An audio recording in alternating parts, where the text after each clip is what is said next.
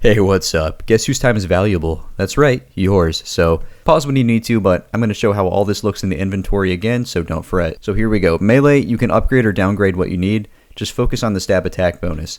I like the Zamorak Hasta, and before I had the Hasta, I did over 70 normal, 20 entry, and a few expert with just a Kaas Partisan. It was a struggle, but it's doable, and if you have a Serpentine helmet, you could use that to negate the effects later in the raid, or you could use a Helm of Niznot or Vurox. It doesn't matter that much. Range, I like to use the Bofa here, but I was just showing it's doable with the Rune Crossbow. If you have the Bofa, obviously bring that. The raid's going to be easy for you. If not, just bring the Crossbow and some Ruby and Diamond Bolts Enchanted. For magic, my Aram's Top broke before I could raid with it, and I'm poor, so this is what I actually went in with. The Warp Scepter is cheap, you could use an Ibans, but honestly, just get this or use blood spells, and of course, if you have a Trident or above, bring that instead. I kept the swaps to a minimum here, but if you wish, you could also bring more items for a larger equipment swap.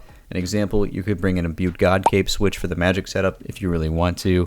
Now if you have a Blood Fury, I'd just use that in Experts. I wouldn't bring it to a normal or an entry raid, of course. And obviously, if you don't have a Ring of Suffering, you could just bring an Archer's Ring or just bring what you want, man.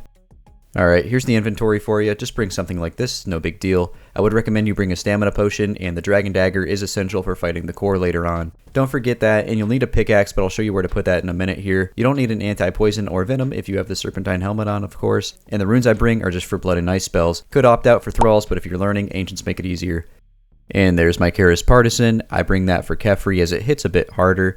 And again, if you do not have a Hasta or a good stab weapon, you can mainhand the Kaas Partisan. It'll just be a bit tough.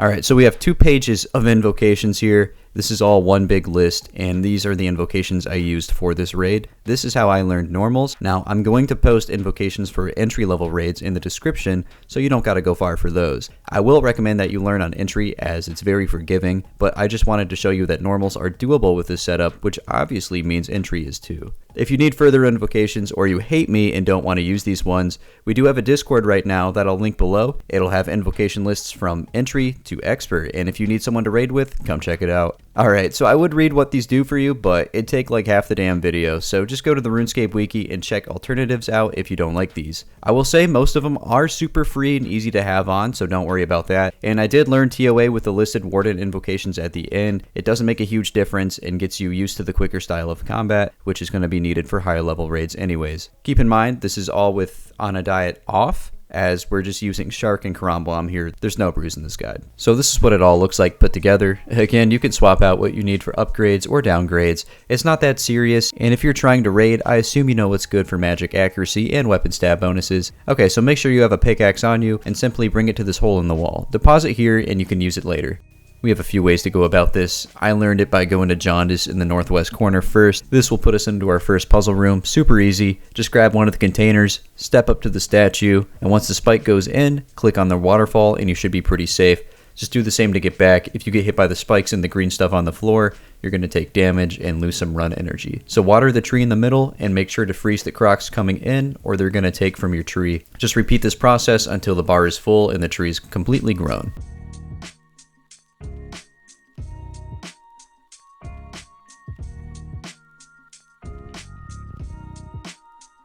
First up, we have Zebak. If you notice, I don't have the Aram's Top anymore. I mean, you're correct, this is where I broke it, so I just left and got the God Cape instead. Use range against this fella, don't get too close or he will bite.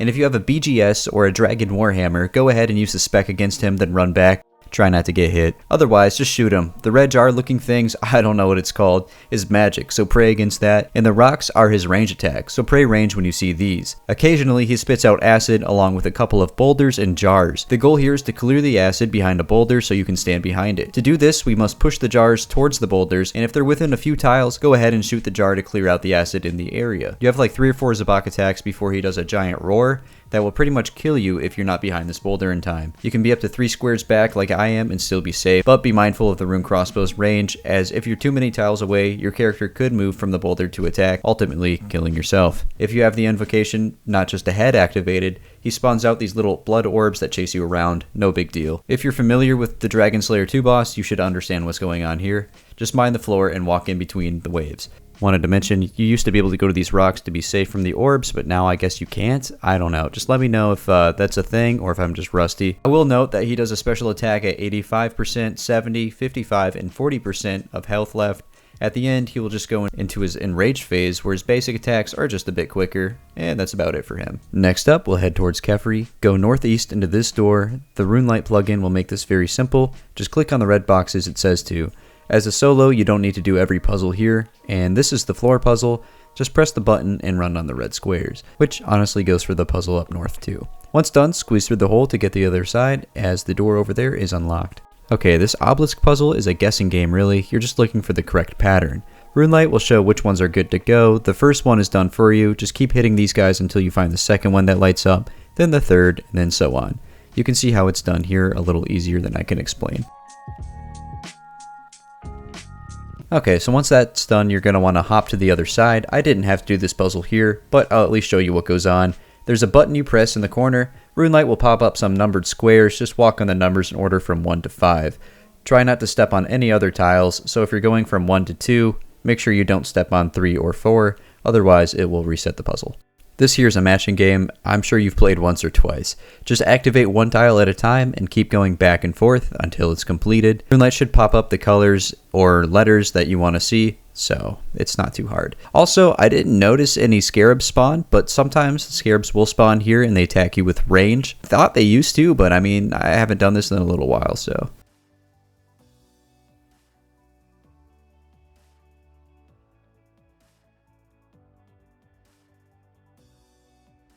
Make sure you have your melee gear on, your partisan in hand, and walk in the room as it's time for Kephri. To start out, you don't need any protection prayers on right now, but notice the fireballs being lobbed in the air. You have time for 1 or 2 attacks, then just move a tile away. And you're going to want to do this for most of the fight. Also notice the 2 tiles I have highlighted. These are going to be our traps. Once Kephri uses his first dung attack, we will notice a swarm around her body, and you can hear a slight buzzing noise as this occurs. Make sure to run near this tile so we can make a line of dung to the wall. We're going to do the same thing on the other side, and this is to trap the melee scarab that spawns in later. You can see here, Kephri spawns some eggs. The darker ones spawn into little bugs that attack you with range. This is when you turn on Protect from range. You can attack these eggs for points, but honestly, I just don't bother with them unless they're in my way. And the eggs explode and will hurt you if you're next to them. Once Kephri's first shield is gone, the ranger spawns in. Just kill this guy while avoiding the bugs falling from the sky. You can see when these bugs are coming by the shadows on the floor. Swarms rapidly spawn in, healing Kephri. I choose to let them heal her as she will have a bigger shield, which means more points for me. Continue the fight as normal. Remember, once the next dung attack comes, to run near the other highlighted square to complete the trap. Once you hit the wall, make sure to click away and not get stuck inside the box yourself. Once the next shield is down, the meleeer spawns in, successfully trapped in the box. There will also be a major spawning into the southeast. Kill him immediately as he can do some terribly high damage. Once damage enough, he will fly to the north side of the room, hunt him down and finish him off. You can use range or melee against him. Normally the Bofa smacks, but I think the partisan did the trick better than the rune crossbow here. Kill the meleeer in the middle, and if you have a low magic setup like me, it's going to take a minute. Honestly, I normally just use the Bofa on him too. Kephri's back up with the last shield. Normal match, avoid the fireballs, pray range, and stab. If you catch the dung in time, you can run to the wall next to a strip of dung already and have them stack up. Not a huge deal in normals really, and if you mess up, it's whatever, dude. The same stacking tactic here will also work if the dung is in a diagonal line. Once the shield is finally broken, there will be an immediate dung attack, and then you're on the green phase. After this, the fight's over.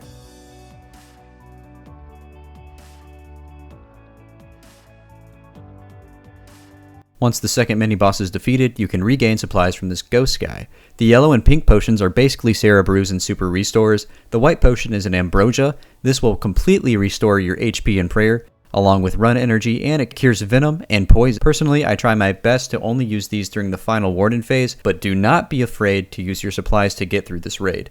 The smelling salts restore run energy by 25% and also repeatedly boost all of your combat stats every 15 seconds for the course of 8 minutes. Basically an overload without the negatives. You can use Brews as much as you want without really needing to restore while the salt is activated. Lastly, we have Adrenaline. It reduces energy for special attacks by half for over 2 minutes. This is huge at the end when we attack the core, and to ensure you have one of these, I recommend you going for life first during this interaction, and then you'll see the ghost one more time, and you should pick power then. That's how I learned. Here I did chaos and then life. Typically it works out better for me, but I was struggling. In retrospect, I would have picked life first, then power at the end. And if you need to pick life first and then life at the end as well to get you through the raid, don't be afraid to. It might take a while, but as long as you get the kill, right? Alright, I was getting kind of tired there, but let's get the energy back. Just go southwest to Akkah's room. We got the mirror puzzle coming in. If you've played Zelda, the Twilight Princess, you've definitely seen this trick before. Grab your pickaxe from the statue and basically pick up standing mirrors, plop them where runelight shows the red square, mine the sections of outlined walls to allow light to go through. You're simply redirecting that beam of light to hit the furthest statue, so you can mine the obelisk. Do this a couple of times and get the hell out. You can see what I do here.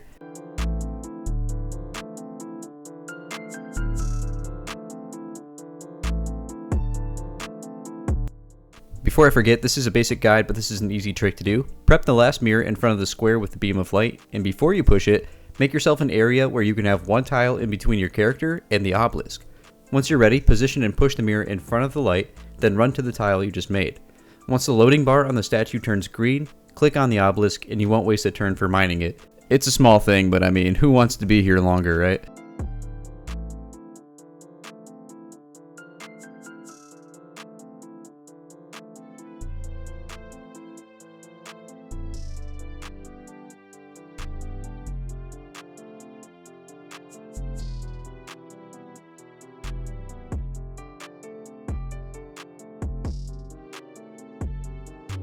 Time for this horrible boss. Dude's got a wild backstory. If you want to hear more about it, go check out my lore video or something, but salt up, pot up if you got them. You'll start out using magic and protecting from melee. Now there's methods to not getting hit in here. You can look up butterflying if you want. It's kind of what I try to do here, but honestly I'm keeping this shit basic and I don't care enough to practice. I just recommend staying in one quadrant at a time to keep this simple. Attack with what he's not praying against. By book, he starts attacking with melee, then range, lastly mage, and repeats. To see what style he's attacking with, you can look at the protection prayers above his head, and whatever prayer is on top of the other is the style that he's attacking with.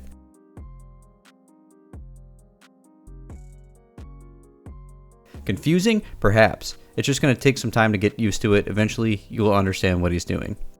If it makes more sense, he's fucking up. He's attacking you with what he shouldn't be attacking with. For instance, he's attacking with magic here, when I have my range set up on, and he's also not even praying from range.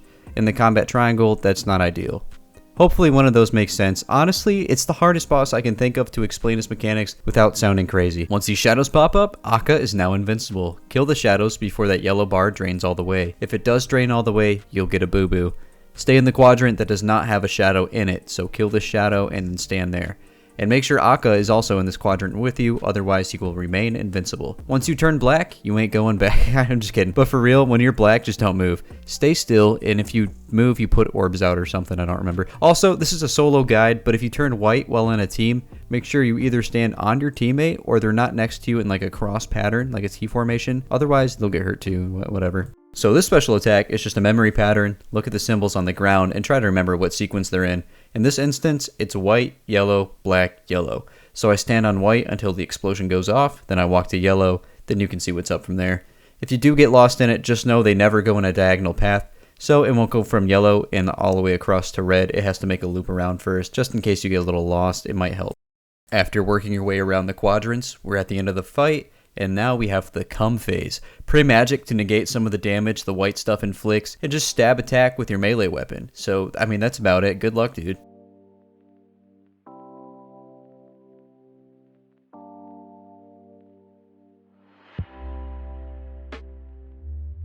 Make your way to the last room here. I'm sure you can find it. This is Baba's route. First, we have a god-awful puzzle. Grab a hammer, grab the potions. Once there's a skull on the vents, pour a potion on it. Once there's a skull on the pillar, click and repair it. Being a solo means you only need to do one vent or one pillar at a time. You don't need to mess with all of the vents and all of the pillars when there are skulls on them. Here's the combat triangle again. Red monkeys spawn in, attack with melee, and are weak to mage. The green monkeys attack with range, and are weak to melee. Blue monkeys attack with magic, and are weak to range. Volatile monkeys will blow up, causing AoE damage. Avoid them like a Minecraft creeper. If you stand there for a second, they will come up to you and blow up, so keep that in mind. Cursed monkeys put acid everywhere. Take them out when you see them. Monkey shamans will spawn little monkeys to attack you. Personally, I just throw on protect from melee most of the time. Let the little monkeys pile up and use my blood spells to heal off of them. Go through the waves. You got this. It's just annoying.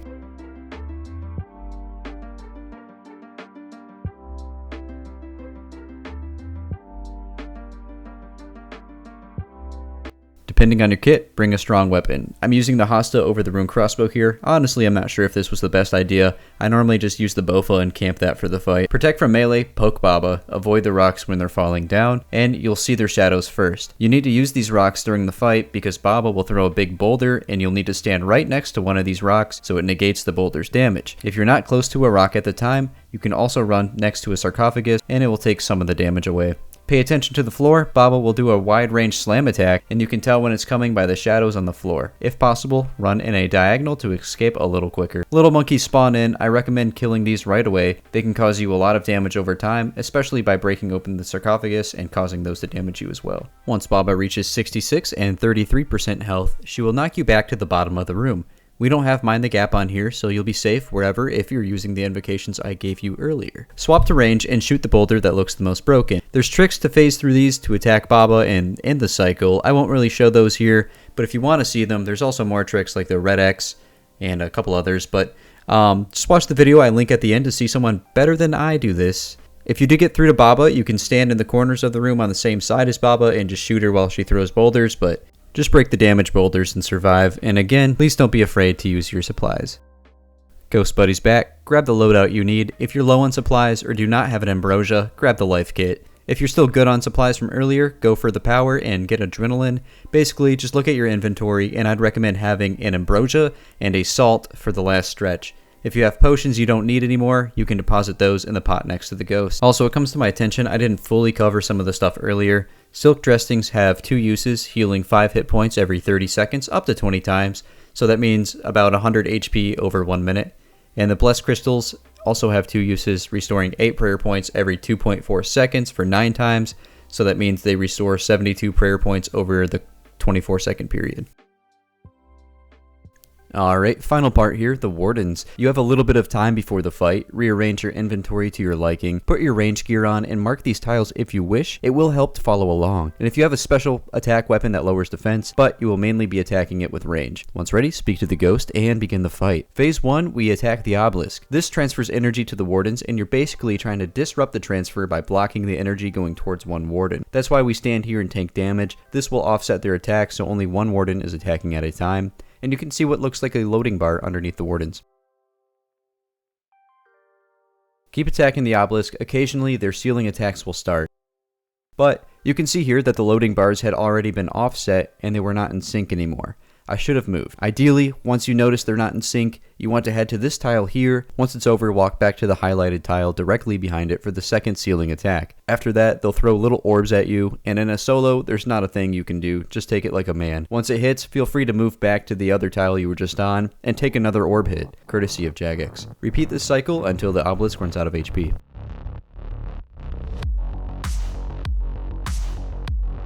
Alright, ready for phase 2? Swap to your magic setup, walk to this tile here, doesn't have to be the exact one, and basically you're going to be splashing on this guy. So, when he shoots a red skull, this is his magic attack. Pray from this. You can notice it almost looks like he's shooting a crossbow before it goes off. Once he looks like he's throwing a baseball, that's his range attack. It's like a rock or something. Occasionally the floor is going to do something crazy.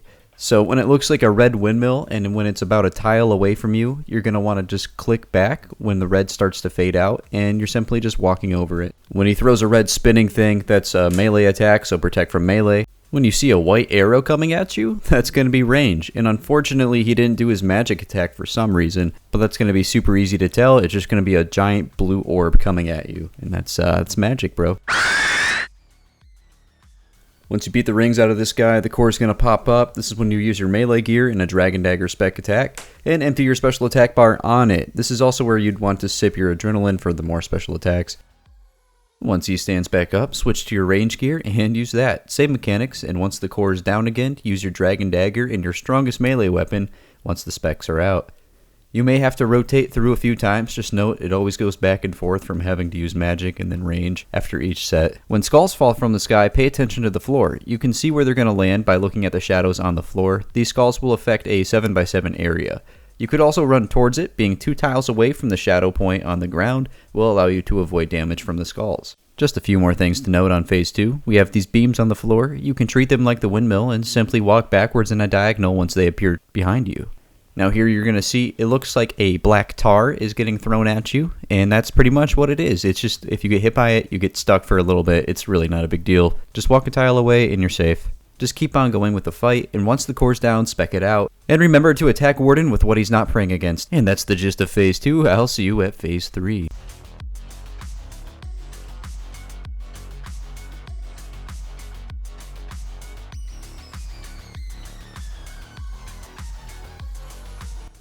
Final phase, thank God. This phase, I personally just put on Ruby Bolts E and camped them the whole fight. I marked 3 tiles here to indicate an area you're going to want to stand. You can go north or south of these a bit, but it's a general idea. Now, if it's your first time fighting him, I wouldn't even attack just yet. Start on the right tile, wait for the ground attack to hit, then run to the far left tile. Next, walk to the middle tile, and then back to the right. So it's a cycle of starting at the right tile, going to the far left tile, and then the middle tile. Do this until you get used to it, and once you're ready, start attacking him. Try to shoot once at every tile, and once the skulls come down, switch to your melee weapon and destroy them. It should only take 1 hit per skull. Repeat this process until Zebak's ghost spawns on Warden's left side. Watch what he's attacking you with. It'll be the same attacks he used earlier, and pray against those. Next, Baba's ghost will pop up on Warden's right side and throw boulders. Watch out for these by looking at the shadows on the ground. So for a quick recap, you must now look out for the Warden's ground attack, Zebak's magic or ranged attack, along with Baba's boulder throwing. Once he's damaged enough, you will be put into the enraged phase. You no longer need to worry about moving right to left, but the ground will slowly start to lift up. Make sure you don't get hit by that, watch Zebak's attacks, and watch Baba's boulders. And also the lightning. Basically, just look at the shadows on the ground and don't step on them. I typically attack once and move. You'll take some damage, and hopefully you have ambrosias still, because this is where they come in clutch.